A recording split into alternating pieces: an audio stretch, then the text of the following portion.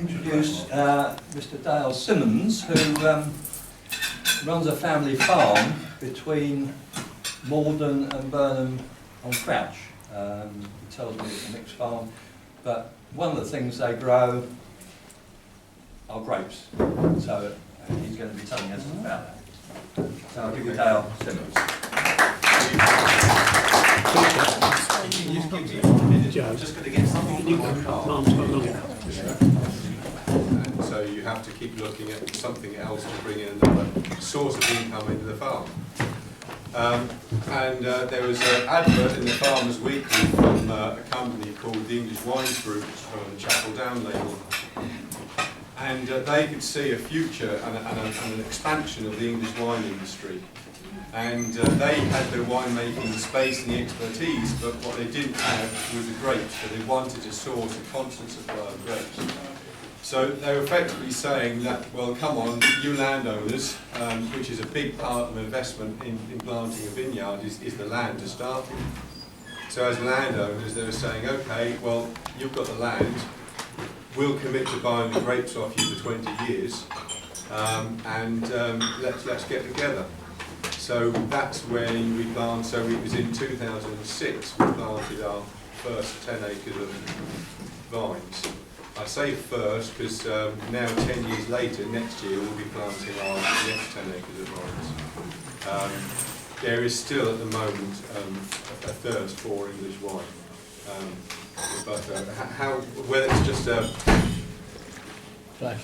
massive, we'll see what's going to happen. But I have confidence in the moment that we can keep it going. So the UK is actually the second largest wine importer and the 6th largest consumer globally of wine, with 27.5 million regular UK wine drinkers. So it is a big market out there, and this is what we're wanting to try and have a slice of to fill. Now, as I said, with the 10 acres of vines we've planted, when you're establishing a vineyard, the purchasing the land is half of your first year of your establishment costs. So, as a farmer, we have the advantage that we've not had to buy that land to start with.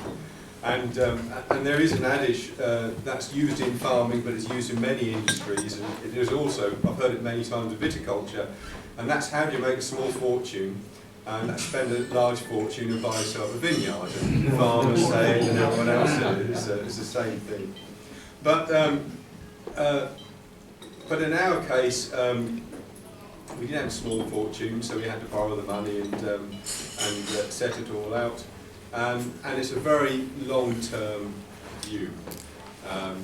We're now, after 8 years, it's fully established, it's producing the grapes where they should be, the yields we should be receiving. And so now finally we're starting to see money coming back in to start paying the debts. We've always been able to pay the bills, but now we're trying to start getting them to pay the debts back. So it's a long-term view. But in our case, we're taking a long-term view because where we're situated, it's ideal for tourism as well. So at the same time, we're trying to put up a new building, which will be a visitor centre, winery will be on site, and tea rooms and opening up. And it's tourism that, I think for any vineyard, you can't just commit yourself to just growing grapes, you've got to have something else with it. And if you're in the right site, then tourism is going to be a big thing for you as well, which we're fortunate to have that.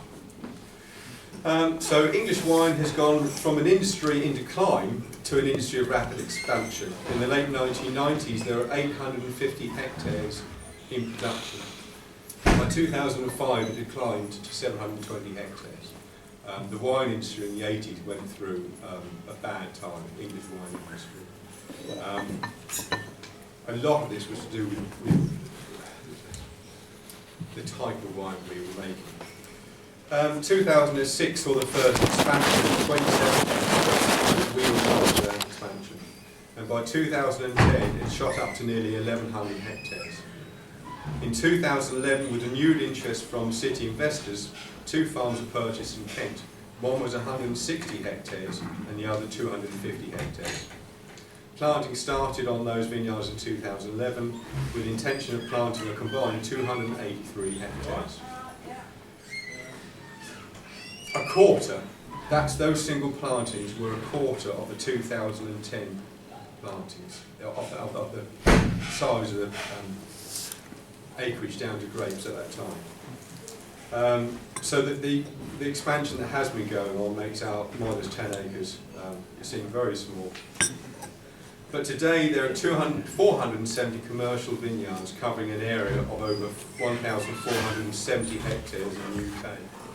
There are in this an additional 86 hobby vineyards covering an area of 76 hectares who do not sell any wine to the public, and there are 60 abandoned vineyards covering an area of 70 hectares, and it's those vineyards that are the ones that have been casualties in the past. Essex is actually the 6th largest grower of vines in the UK, and it covers an area of 107 hectares. The largest grower is West Sussex with 239 hectares. Now, the reason, as I said before, has been that grape variety has been a big thing in English wine. And it's Chardonnay and Pinot Noir that have been the driving force behind this expansion in the English wine industry. It was always felt that we could not grow the French clones, and it's the French clones that are subtler. The German clones are very florally, they're very strong in flavour, and it doesn't suit everyone's palate. And a lot of people in the early years were drinking the German clones, which is borderline for the UK anyway. If you either liked it or you didn't, and that was part of their problem. But we found that whether it is global warming or we've just decided to try different varieties, but you can grow French clones in this country, of which has been Chardonnay and Pinot Noir. These French clones are the classic sparkling wine grapes, and it turns out that the English can produce some rather good sparkling wine. And this has been the driving force behind the recent expansion in our industry. In fact, nearly half the area planted in the UK today is down to Chardonnay and Pinot Noir. Now, this is all for the sparkling wine market. We do Chardonnay and Pinot Noir stills as well, but the biggest single driving force is sparkling wine. But we do some very good still Chardonnay and some very good still Pinot Noir rosés, and we do some good reds. The next major area of planting is down to the German still wine clone, which is Bacchus. Bacchus, nice grape.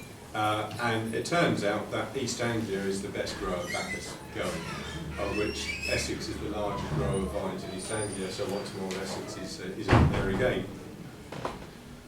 In my view, Essex is one of the best producers of grapes in the country, and the majority of these grapes are sent all over the country to some of the 135 wineries where they produce their award-winning wines. And it does make me smile. We sell grapes all over the country, Essex does, and they'll go to Cornwall, Kent, it's generally the south coast. And it is very interesting because we have Newhall Vineyard, which is on our doorstep, and they export most of their grapes, and they, a lot of the time you hear from those and other grape growers of a winery that has won some awards, and we all know that they have been our grapes, and it's not there. It's you've got down in Cornwall. There's only 27 hectares of vines down in Cornwall, but if you look at the amount of wine they sell, they physically can't do it. And it's all because we are exporting their grapes all the way down the south coast. We do grow grapes very well with the right climate for them. And certainly in my experience, when you're siting your vineyard, site is key. There's all this other rubbish you can go on about, but site is key. And the site is climate. If you haven't got the climate right, there's nothing else. You can have the best soil you like in the world, and this is what they say down in Kent. Oh, we've got these wonderful chalk soils which are from the Symons of France. I hear it all the time, all these vineyards say this. But unless you have the climate, it doesn't come to anything. We have half the rainfall of Kent, and that rainfall comes at the wrong time of the year for grapes. And so when they're having 5-6 inches of rain in October, when we're trying to harvest these lovely grapes that we're nurturing, we'll only get 2 or 3. And that has a big impact on the quality of the grapes. And so East Anglia and the East, and particularly the East Coast, because of the climate we have, we produce some of the best grapes. The only thing that I don't get cross about, I suppose do, we don't have a winery yet that really is stepping up to the mark to take on these bigger boys down south. And we have Newhall Vineyards, who are the largest single family-owned vineyard and winery in the country. There have been other plantings gone on, and they've been bought on. There are larger vineyards. There's 250 acre vineyards plus. Denbies must be 300 plus. But they're not family owned, and they're all recent expansions. Newhall Vineyard has been there since 1973, I believe, and they're 150 acres, and they can produce some very good wines. But unfortunately, the people who have been in there longer, and they've been in that bad spell of the 80s, they're very cautious about expanding again or changing again. Because a lot of them nearly went to the wall. But all we would need for Essex is for someone like Newhall to push themselves out, and Essex would get a name for itself on wine. And certainly in our area, we're in the River Crouch, and we planted in 2010.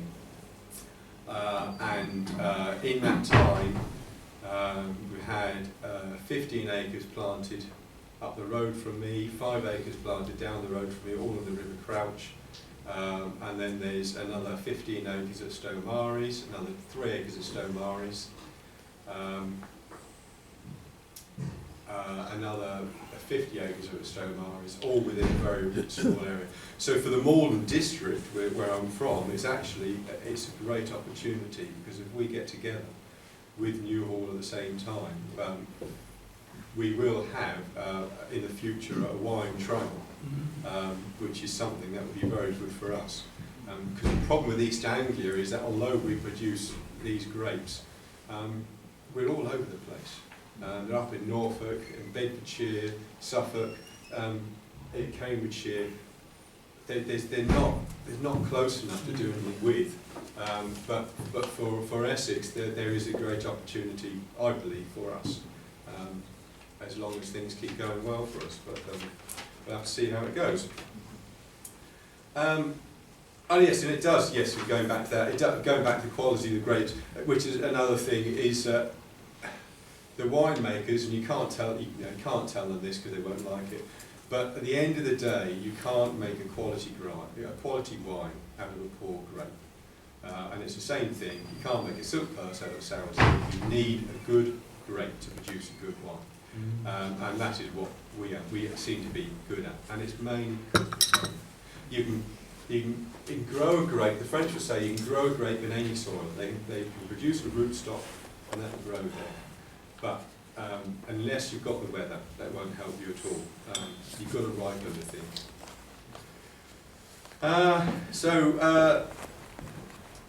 Despite all this expansion, compared to consumption, which is why I think we still have a long way to go in this country for our own winemaking, supply from the English wine so far still only it's about 1% of the wine we consume.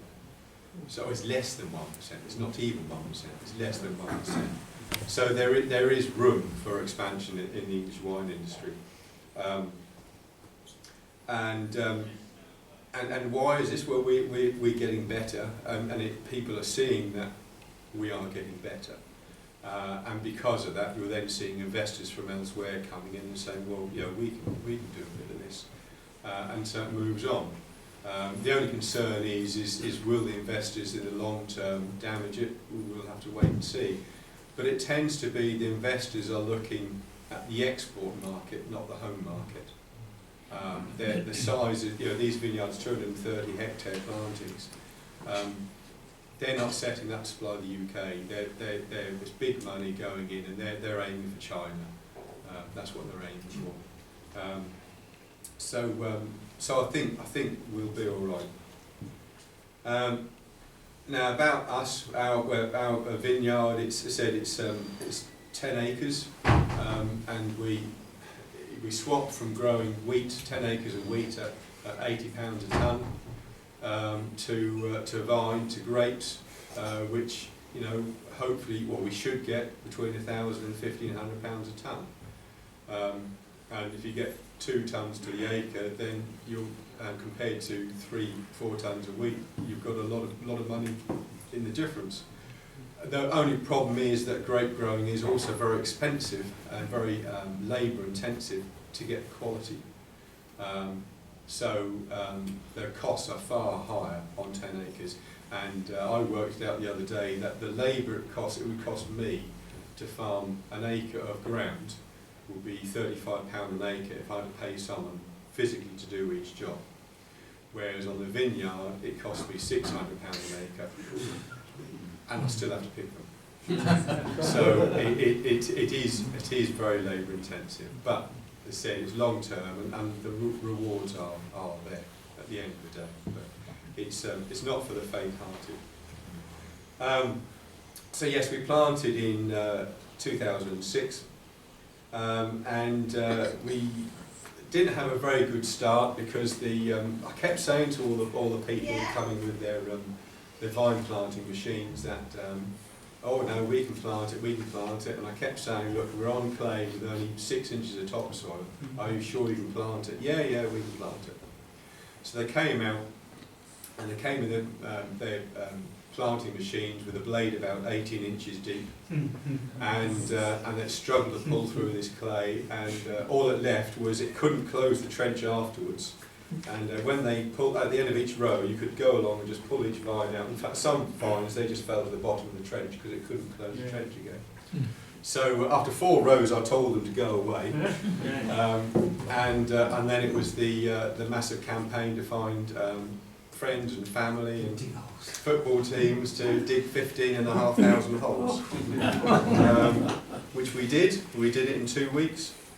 We managed to find a large refrigerator that we put the vine in to keep them cool, so they weren't starting to grow, and we managed to do it. So on that 10 acres, there's 15,500 vines, which if you walked up and down the vineyard, every row, you'll have walked 10 miles. It's possible.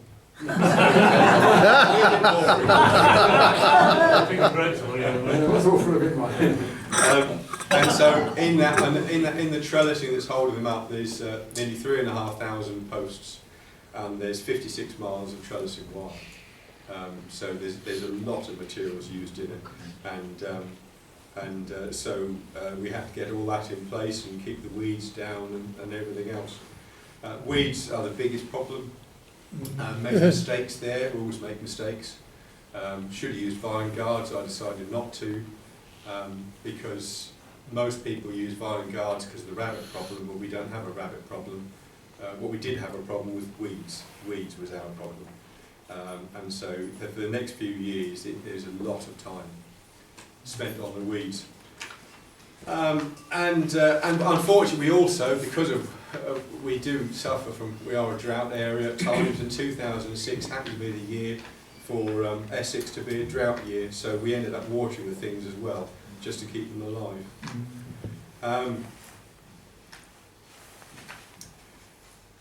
We did have an open day once we got established, just to get some interest in our vineyard, and it's lovely to listen to people, because you get comments of, it must be really interesting, oh how lovely, or how exciting. My wife would say, bloody hard work, stupid idea, and never again. I've persuaded her on the never again. I think it's the right thing to do. But things are looking good. The vines are looking very healthy. They're enjoying this weather immensely. It's bad for our cereal crops, but the vines are loving it. So I think things are good. We have to keep an eye on disease all the time, mildew on the vines, or when they're getting the picking the grapes, botrytis is a big problem. But we work with it and work around it, and this is where we're learning all the time how to manage the canopy. And to where we are today. Last year we had an exceptionally good year, and we had about 50 tonnes of grapes, which is 5 tonnes an acre. And our 50 tonnes would equate to 50,000 bottles of wine, roughly 1 kilo to 1 bottle. So for us, that's a lot of bottles to try and handle and sell, which is why we sell all our grapes. But we sell all our grapes to English Wines in Kent, Kingscote in East Grinstead, Denby's in Surrey, and Nitor in Cornwall. So we go all over the place. But they're all wineries who you can work with.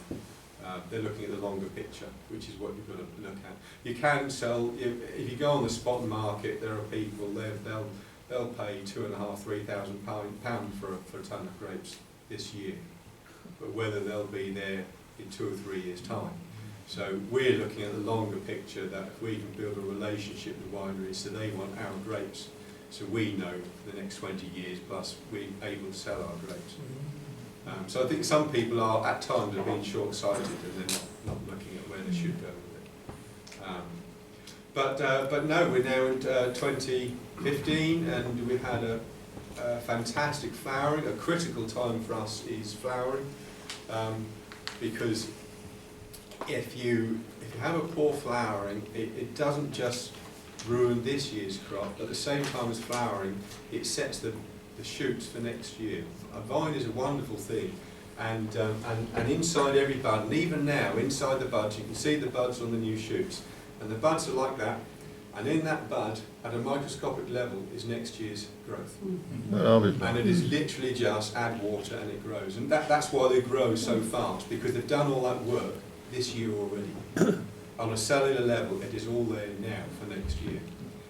So if the weather is bad this year, that time of flowering messes up entirely next year. So if you have a bad time, that's 2 years you've lost out on, not one. Which is again, site selection is where you want to be looking at. Now unfortunately for us, flowering tends to be Wimbledon fortnight.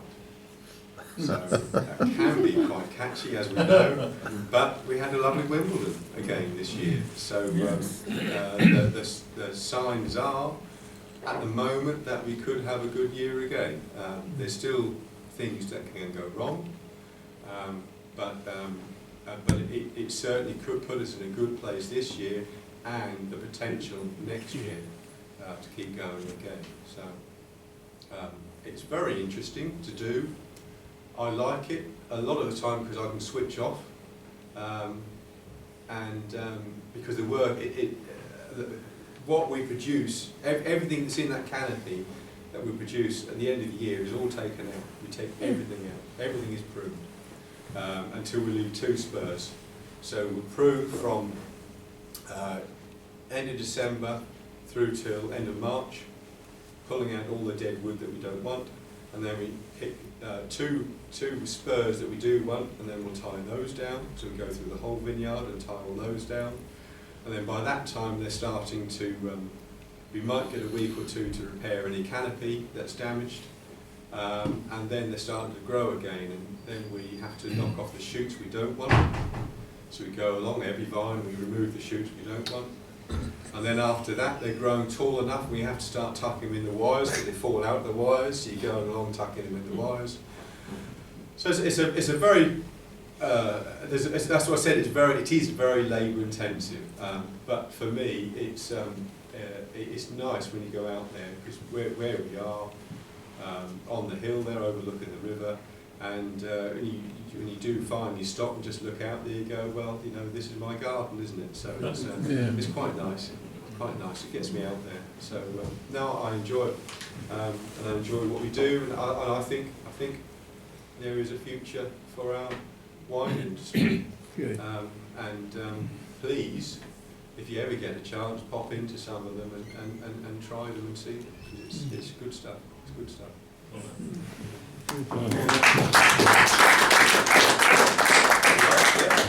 Are there any questions? Yeah. Oh, there we go. Jim. For many years for my sins, I worked with the French. What I did actually was, one of the facets of my business was actually galvanised steel wire, the type Yes. that's used in vineyards. Yes. But the problem it gave me was that the French always used to say to me when they came over here, they grew the good wine, we could never touch it. Yes. And the good thing was that when I went over there, they showed off and showed me all the Merlots and the Premier Medocs. So I got a taste for good wine. Do you ever see England actually doing grapes that would come to the level of a Merlot or a Medoc? I can't personally. You might get 1 year in 10 or something, where you might do that, but we haven't got the consistency to do a red to that sort of standard. English red will always be lighter in style. Yeah.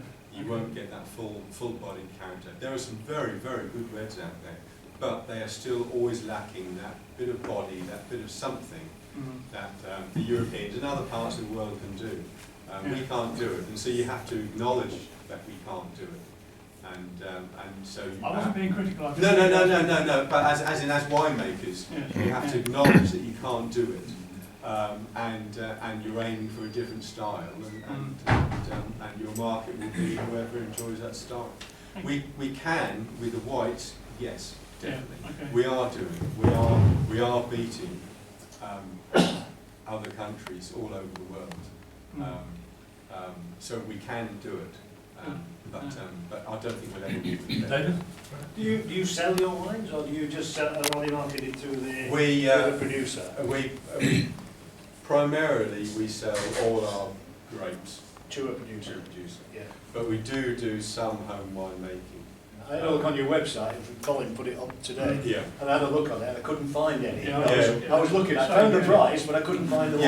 Yeah. No, well, it's we're only primarily produced for local interest.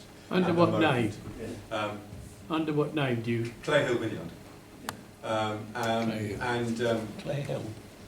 but yeah, it's primarily for local interest. But we do have some wines there. We haven't got any whites at the moment. We've got reds and we've got our sparkling. But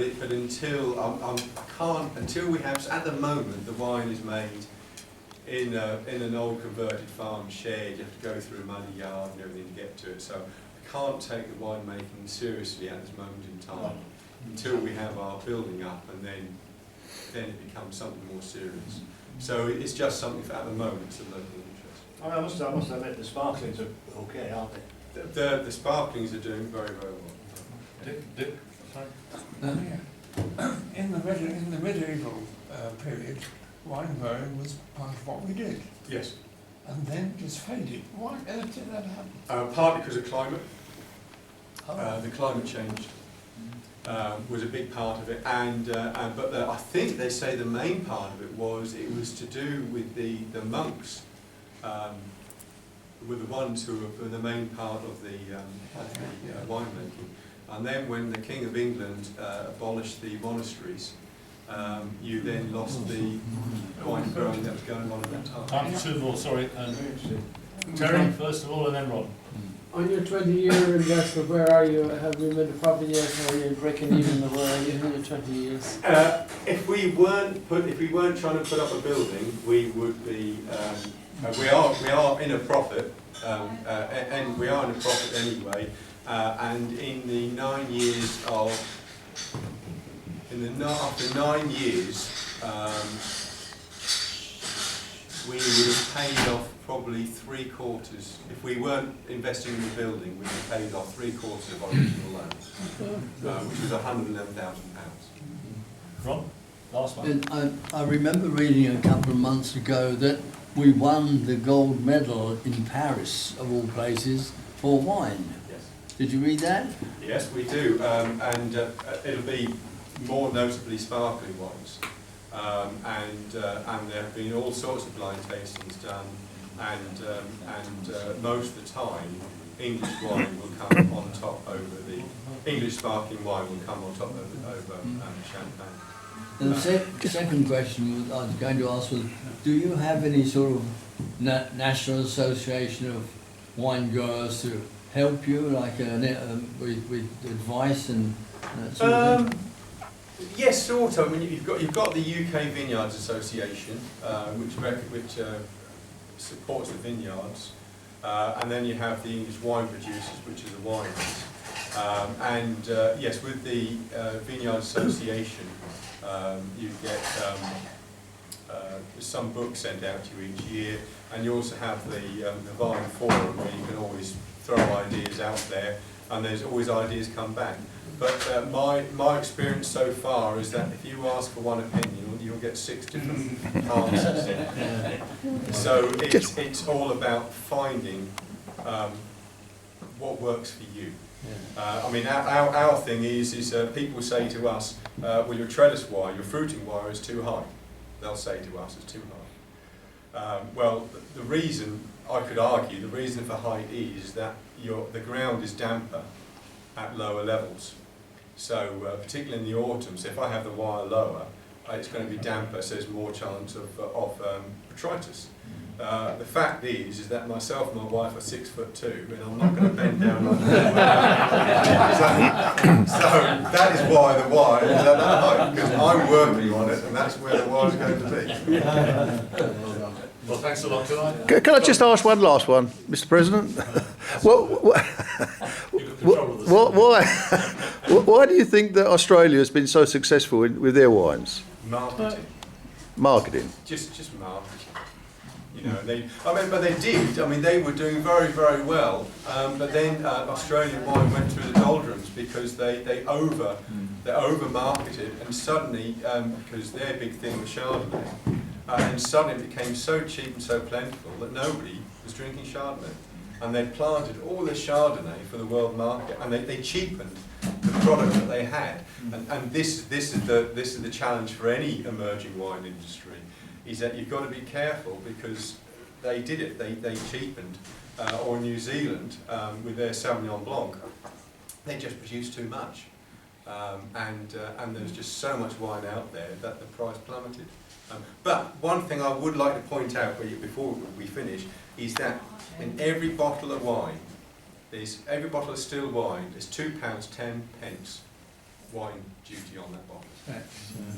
And then so you've got that, and then you've got your VAT on top of that. So you're at £2.50 in a bottle of wine. So when you're buying your £4 bottle of wine,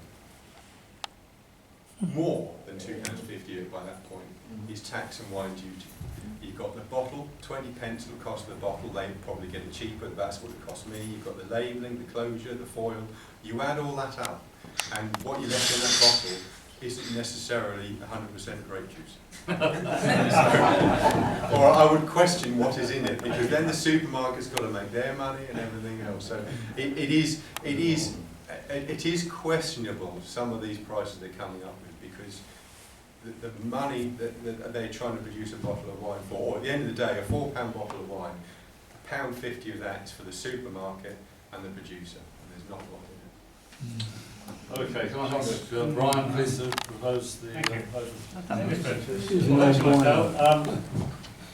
I remember what you said as the last item, because I remember the famous antifreeze crisis. I mean, you're not referring to it. But I think you've demonstrated how complex this is, and I suppose I have admiration for you in committing this.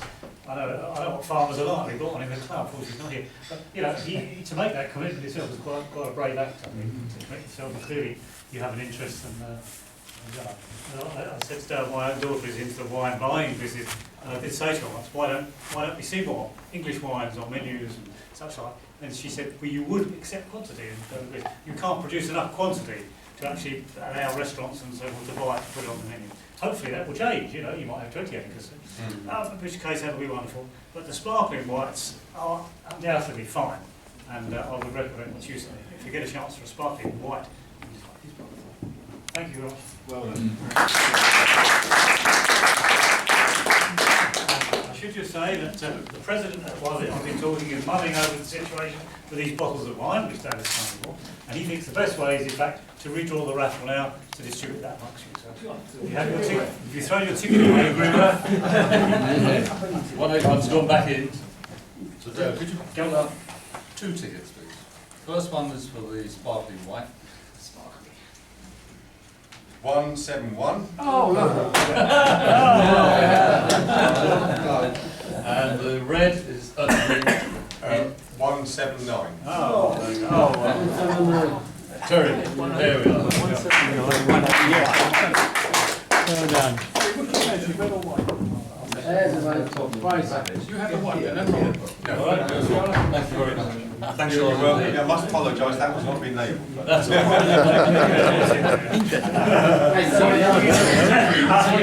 It's fresh. 2000 Don't drink it on the way home. No, the barbecue next time. Okay then, right. The menu for next week.